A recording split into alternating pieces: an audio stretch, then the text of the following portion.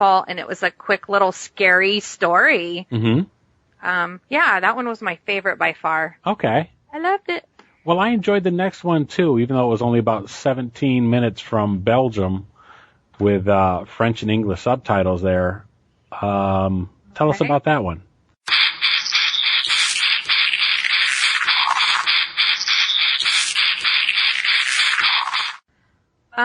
Is this one L? Yeah. Okay, that's ELLE. Maria and Jonathan meet after witnessing a car crash. Despite an instant attraction, Jonathan will have to come to terms with a strange companion who has invaded Maria's life for too long. And her name is Elle. Yeah.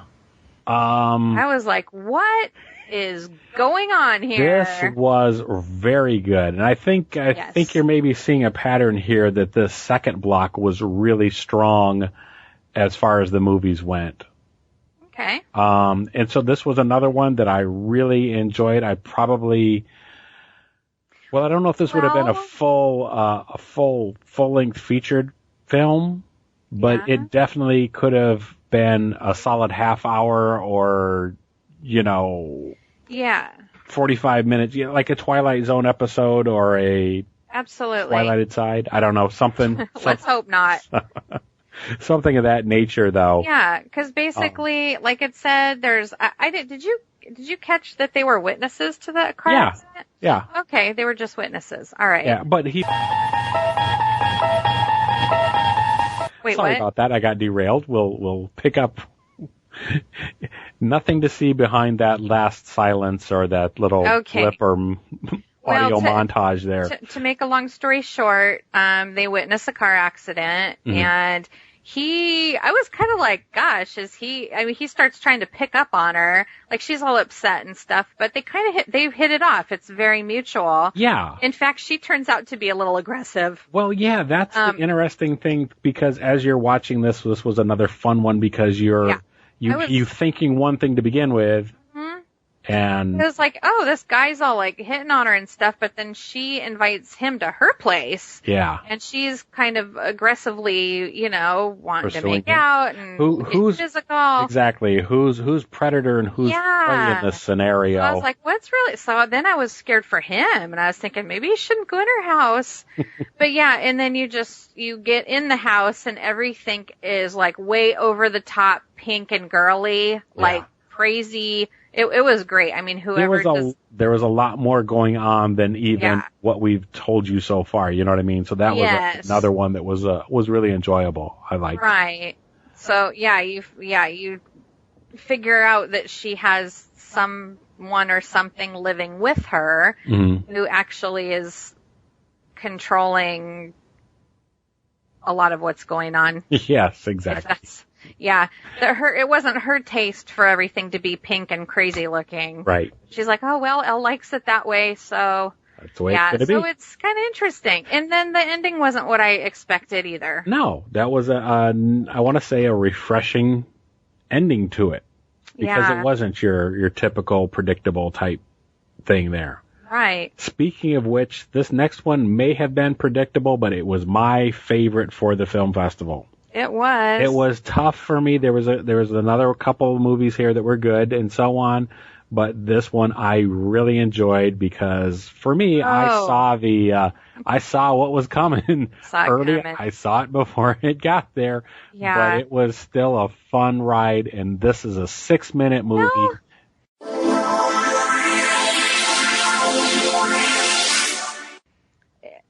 I saw it. Other people might not have or whatever. But which one is that? The Trap? It's called The Trap. The Trap. And you know what? Like Lure, it was short, it was sweet, it was to the point, it was super entertaining, and it was cleverly done. And it had a twist. Well, special effects were great for such a short, brief movie, So now hold on. A man invites his friend over one night to show off his latest invention, a trap for catching aliens. And I'm all about sci-fi and aliens. Yeah, but it's like is his buddy drunk? Like, what the hell is wrong with the guy? Because it's like, as soon as he gets there, something's up Well, he even says it, as the friend shows up and he's like, "Are you pranking me?" Right. Just all through it. And so we've talked about this before on the podcast if you've heard us before or whatever. I love movies. I love things that you play along with. Anytime I read something, anytime I watch most anything, I enjoy it if I can put myself in that position, and I could see this happening between myself and my friends. Right. You know what I mean? Where it's like, I got this great idea. Come over here, do this. Stick your hand in here. Whatever. Right. Whatever the case may be. Yeah, he was in the garage building this crazy contraption, and it looked dangerous. It looked, at first, to me, it almost, you weren't sure. It kind of looked cobbled together, but kind of not. So you weren't sure what was going to happen there. Right.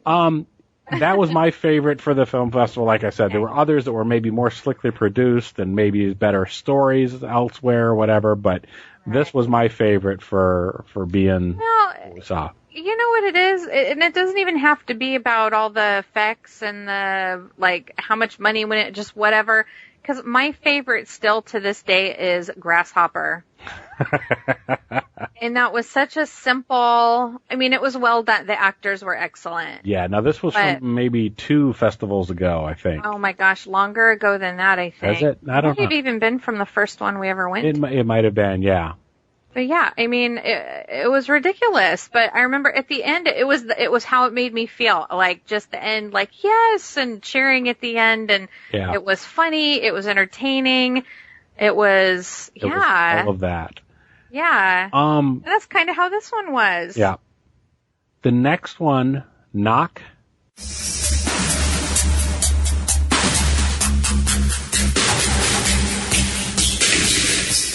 Knock. A late night office turns into a nightmare when a copywriter realizes he might not be alone.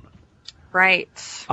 Another atmospheric piece, which I liked. It was good. It captured a certain amount of, for me at least, it captured a certain amount of paranoia, do I want to say? Yeah. Well, that's the thing. The guy comes into first he calls his wife, right, and says he has to work late and he won't be home and whatever. So he's in this office building, and it's big. It's big and it's dark.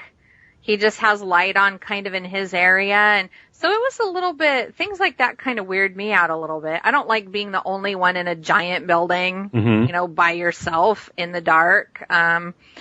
You always think like, what if somebody came in here, or what if, but so he hears somebody, there's somebody in there with him, someone or something. Just thinking about what this is like. I did a turn as a security guard for a hospital in Reno. Oh my gosh. So there were other guys and I had a walkie-talkie, you know what I mean? So I was in, but I was but I was walking through areas of the hospital where some of them were automatic lights where they would just kick on if you walked in. So I actually did that where I came across the library in the hospital to find somebody sleeping. And that's just a little eerie feeling when you're supposed to be alone.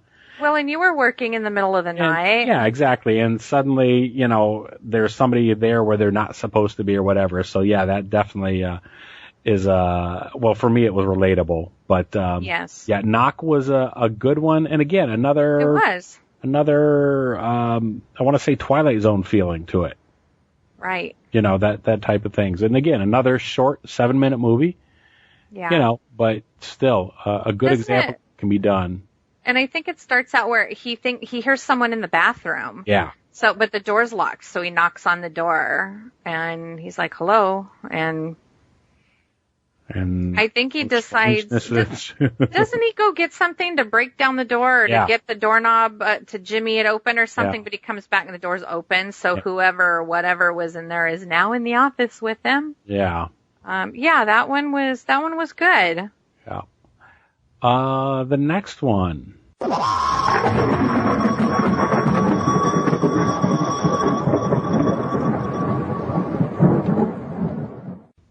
In the Waves. In the Waves. Now, this one. Hold on. Okay.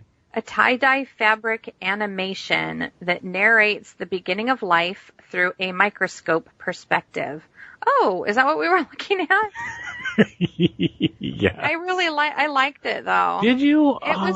This one was kind of a miss for me, but that's okay. But this is perfect, proof that these aren't for everybody and different people are going to get different things out of it. It was just a visual thing. Right. And here's what I got, or rather I have for it, is the birth of a child inspires this experimental animation using tie-dye as birth of a child. As a base ink, water, paper. Oh yeah. A light box is set into motion by animation artist. Oh, I shouldn't have done this. Yingfeng Shen. Okay. Employing traditional and non-traditional techniques.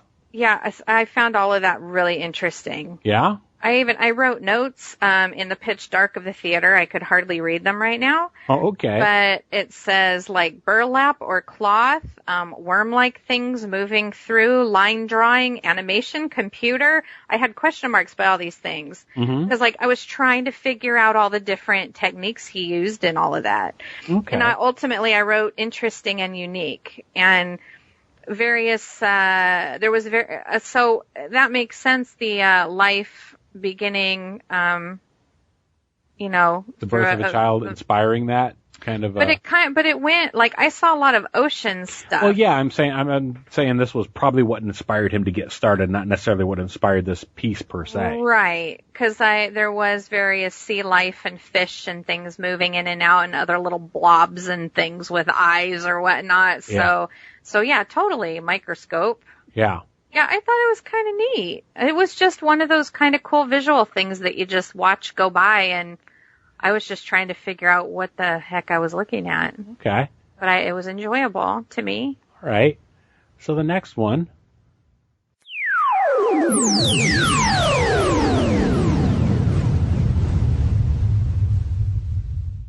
Yes.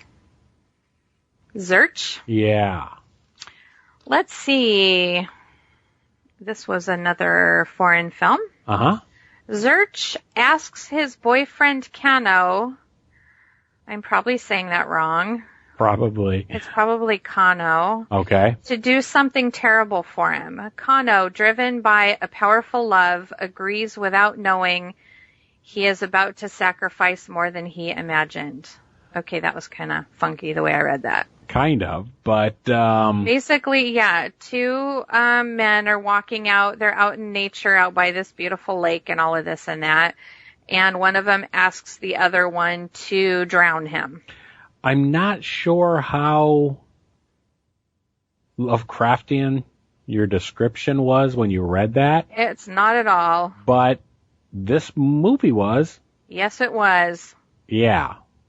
Because it just seemed, I was like, what am I watching here? I mean, what a horrible thing to, I think he said, he's very sick and he's going to die, and I don't want you to watch me go through that. I don't want you to see me, getting worse and suffering. So here, instead. I want you to drown me, Drown me. Yeah, and he agrees. So I thought quickly, but it's a short film. We had to hurry and get there. So within those 7 minutes or whatever, we get to the, I don't even want to call it a punchline here, but we get to the end of it.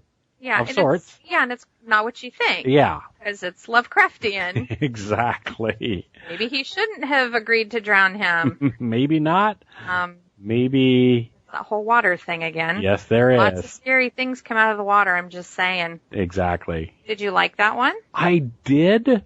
Yes.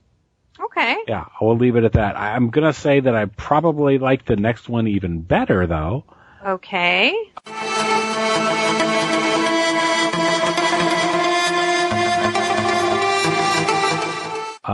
Well, the next one is Pickmans Model. Exactly. Well, Pickmans Model is one of my favorite H.P. Lovecraft stories. Mm-hmm. Stop motion animation is also one of your favorites. Yes. Was this the one that you put down for your number one?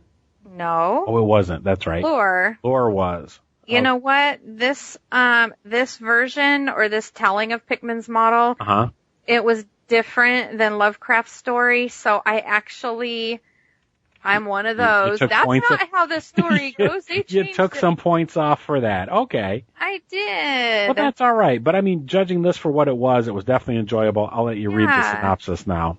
Okay. In his quest to obtain a picture by his favorite macabre art painter, Richard Pickman, collector Thurber Phillips